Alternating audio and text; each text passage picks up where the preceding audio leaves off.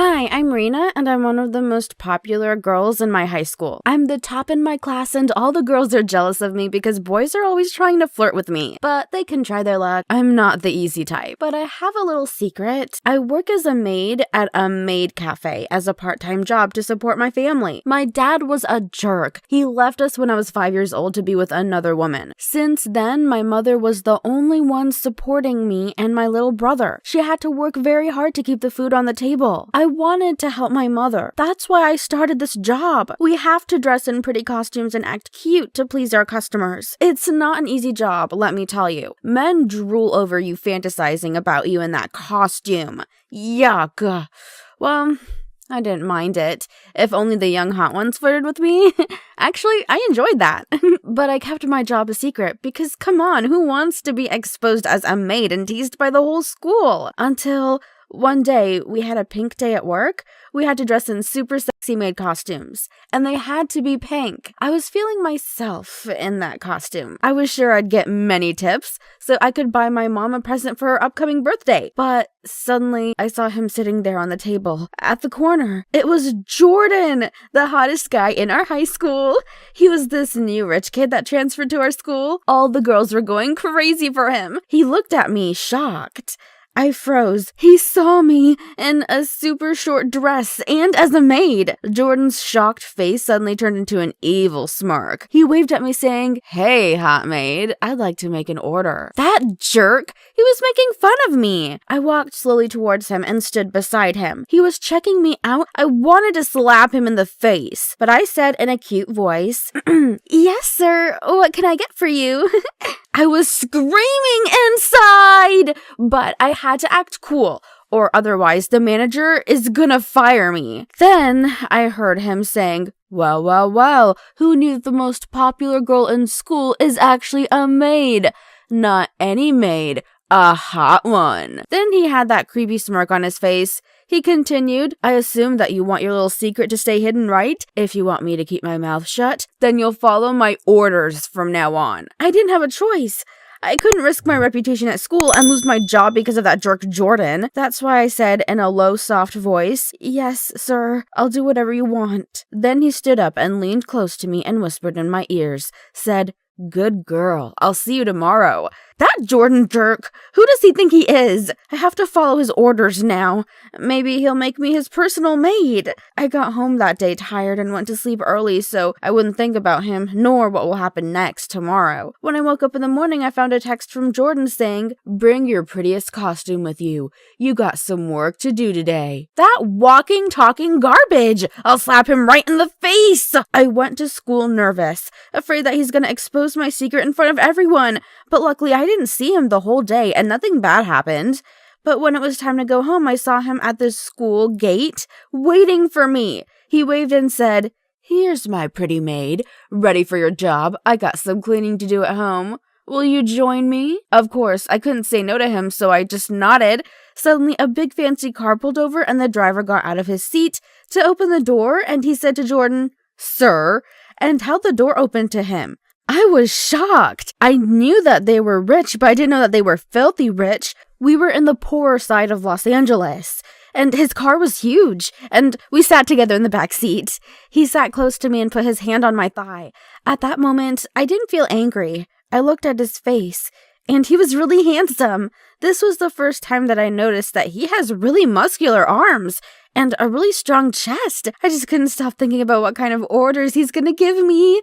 When we arrived at his house, it was a huge mansion near Hollywood with a big gate. Wow, they're really filthy rich! We stepped out of the car and he took me to his big room. There he asked me to change into my costume. I changed in the bathroom, and when I got out, Jordan was sitting on the couch with his shirt half buttons so I could see his muscular chest. He looked at me with that flirtatious smirk on his face and said, "Oh, here comes my maid. I'll try not to be tough on you today since it's your first day here." Then he asked me to bring him some ice from the fridge and put some in his drink. I did as he asked, but I was leaning to put it in his drink. He grabbed my arm and said, "Hey, let's see if the ice tastes any different when it's not in a drink." Then he sat me on his lap. It was so cold, but I didn't mind because he was staring straight into my eyes. He was so handsome that I couldn't resist him. Then he pulled me softly by my hair and said, "There she is, my good maid. You succeeded in your first task. I should reward you." This went on for a while, until his ex-ho girlfriend showed up. Her name was Angela. She's from the same town that Jordan came from. She was also hot with long black hair. She kept staring at me the whole time and following me around. I didn't know what she wanted until one time she grabbed me by the arm in the bathroom and said, "Listen, you little hoe, I know what you've been doing with Jordan. I should warn you, leave him alone or I'll expose your little secret to the whole school." I was shocked and super angry. Did he tell her about me and about my secret job after all I did with him? I wanted to know the truth. That's why I went to his house before he got home.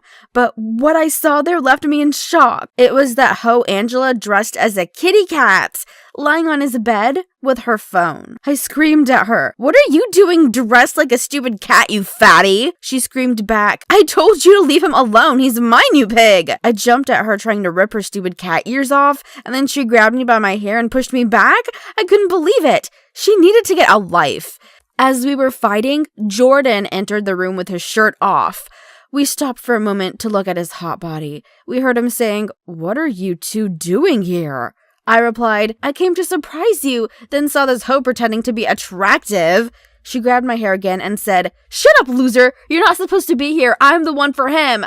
And we continued fighting, and Jordan stood there looking at us with a smirk on his face and then came closer and said, "Girls, there's enough of me for you two. No need to fight." He clearly enjoyed seeing two half-naked girls fighting over him. After that day, my relationship with Angela got better. We became, I guess you could say friends. Frenemies. We started showing up at Jordan's room at the same time, and we even sometimes went there to sit and watch TV together. Everything seemed good until one day Angela said, "Hey, don't you sometimes wonder what Jordan keeps in this big room? Let's take a look."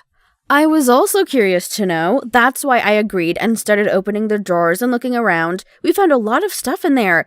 Different, attractive costumes, women's underwear, and also provocative male costumes. Wow, so Jordan also enjoyed wearing costumes? Why didn't he wear that stuff around us? Then we decided to check his MacBook. Well, if you were us, you'd also want to know what a hot guy like Jordan keeps in there. His laptop was without a password. It wasn't locked. Wow, he really thinks that no one can touch his stuff? We found one particular folder with a weird name. It was named My Slaves. With peach emojis? That's interesting. Slaves? Who does he think he is? We immediately opened it, and you wouldn't believe what was in it. That jerk! He has videos of me wearing different costumes. And one of me and Angela, when we're doing all that stuff together. He was filming us the whole time. And we found out more shocking stuff. A video of him in a costume with a guy. Why was he filming all that stuff secretly? Is this his secret guilty pleasure? Or was he planning to blackmail us?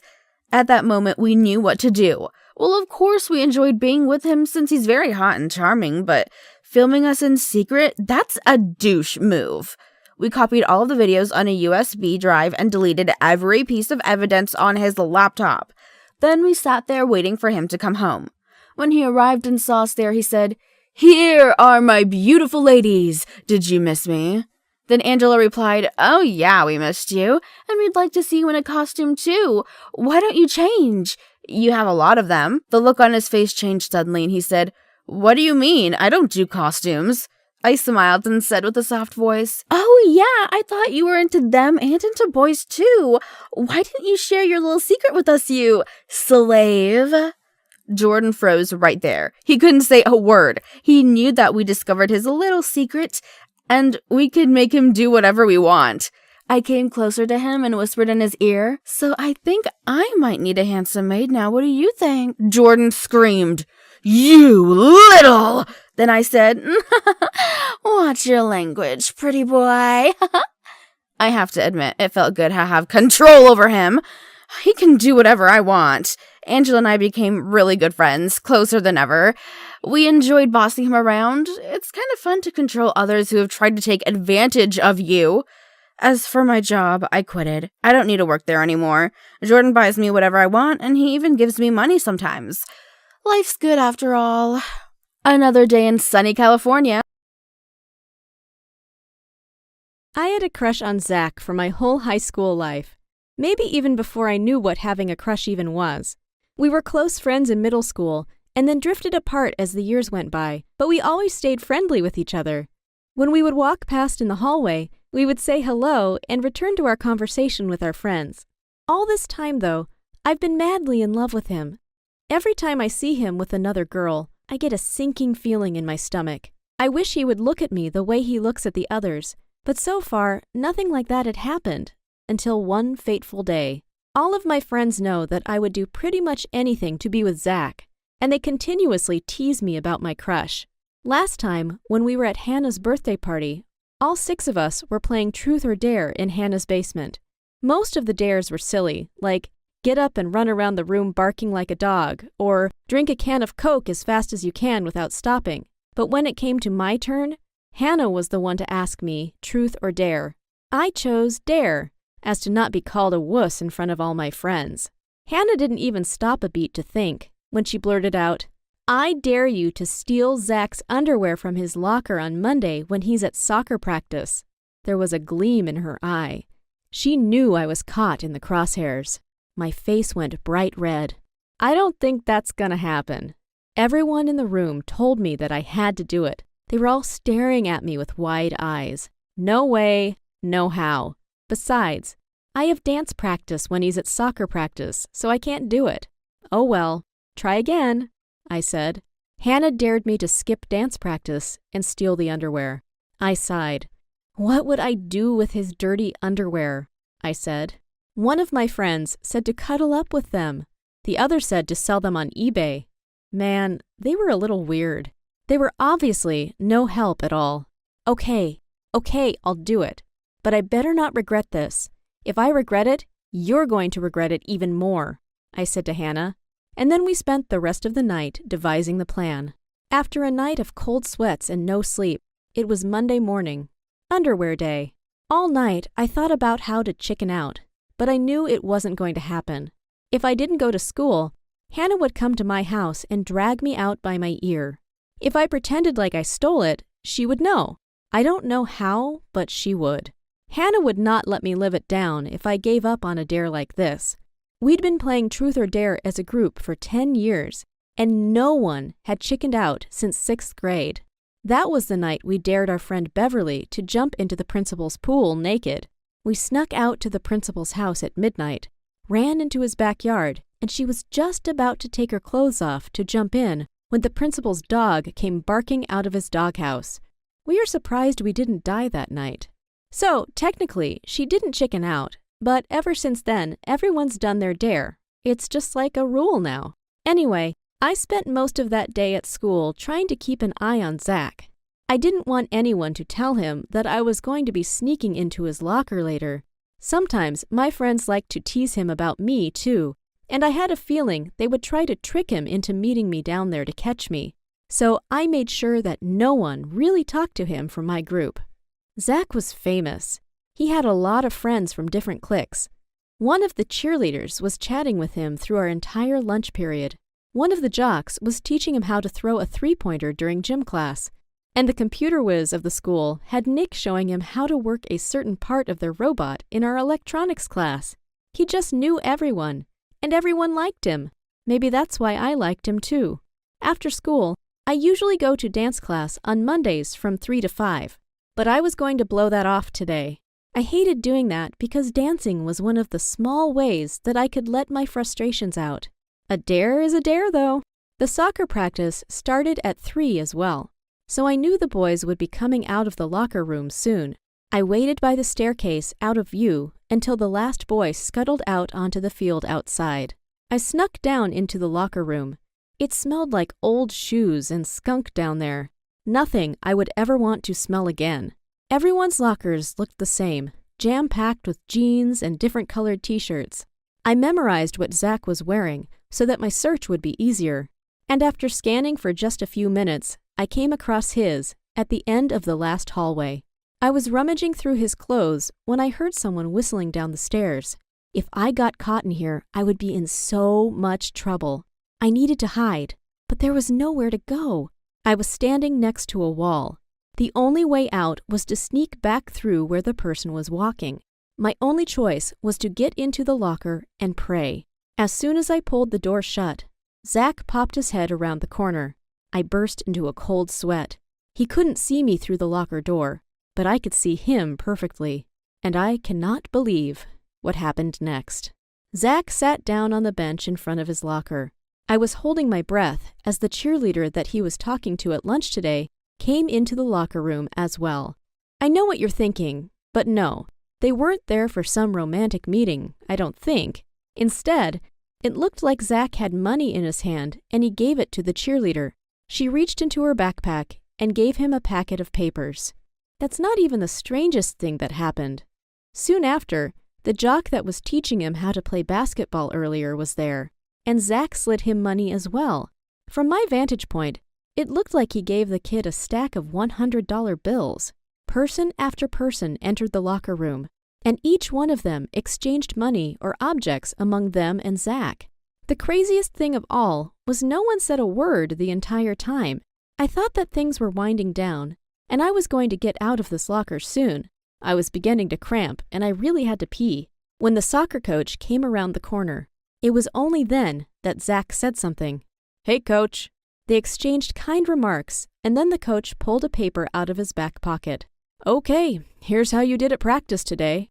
And the paper showed achievements, times, and points that Zach scored during practice. The practice he had been sitting in the locker room for. "Awesome, thanks, man," Zach said and slapped a stack of money in the coach's hand. They both walked out of the locker room, and this was finally my chance to escape. I climbed out of the locker and finally stretched my body. I looked at my watch. I had been in the locker for 2 hours. I was just about to tiptoe out of the locker room, my hands squeezing the life out of Zach's underwear, when none other than Zach himself rounded the corner. "Hey, Claudia, what's going on?" He looked super confused. I didn't blame him. I hadn't been here, and then I was. "Surprise!" I said, holding up my hands, the ones that were holding his underwear. He blinked, clearly freaked out and wordless. I tried to hide the underwear, but it was no use. "What you doing with my boxers?" Zach asked, eyebrows raised. "I could ask you what you're doing handing off thousands of dollars to people, especially your soccer coach, but we could also just walk away from each other and pretend this never happened." His face went white. "You saw that?" he asked. His mind must have been blown because he stared off into the distance. "I'll tell you why I was in here if you tell me why all those people were taking money from you." "Ha, not a chance," he said, trying to take his underwear from my grubby palms. "Are you in the mob or something?" I asked, pulling the undies away from him. It took him a bit, but he finally gave in. He knew he wasn't getting out of this without some type of answer. That's when he told me that he paid everyone to do things for him. The cheerleader does all his English homework. She writes all of his essays and gives him the answers to the tests since she has the class right before him. He pays her $1,000 a week, which he gets from his rich dad.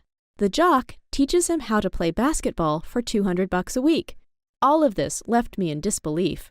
Then he said that he paid the coach $1,000 a week to pretend he's a soccer star.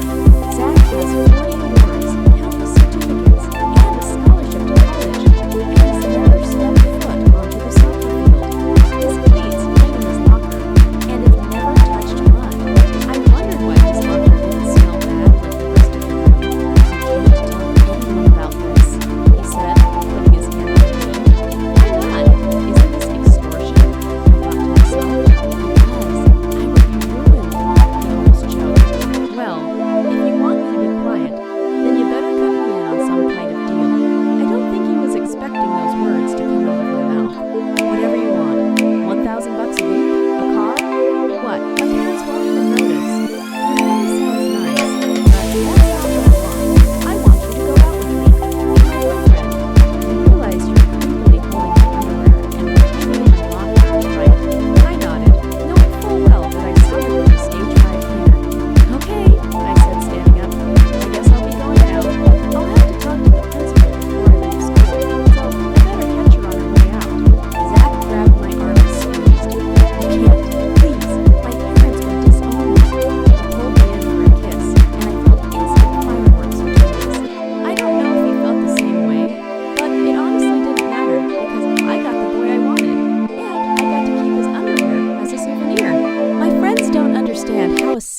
swear that they didn't think I would pull off could end up with me having the boyfriend of my dreams. And I'm never going to tell them that this is all a ruse to keep Zach out of prison. The more Zach and I hang out, the more he seems to actually like me. He keeps asking me if I would rather have money, and of course, I say no. I would never choose money over him. However, I have asked him if he ever plans to stop paying everyone to do his responsibilities for him. He said that if he makes it into the college of his dreams, he'll stop paying people to do his work. For some reason, I don't believe him. He wants to go to a really prestigious school, and I know he's not really smart enough to be accepted. If he actually does get in, he'll fail miserably once he has to do his own schoolwork. That's why I've begged him to pay off the admissions counselors for both of us to get in. That way, I can keep a better eye on him. All we have to do now is wait for our admissions results to come back. We'll know if we have the grades to get in, and if we don't, he said he'd make sure that we're both walking down those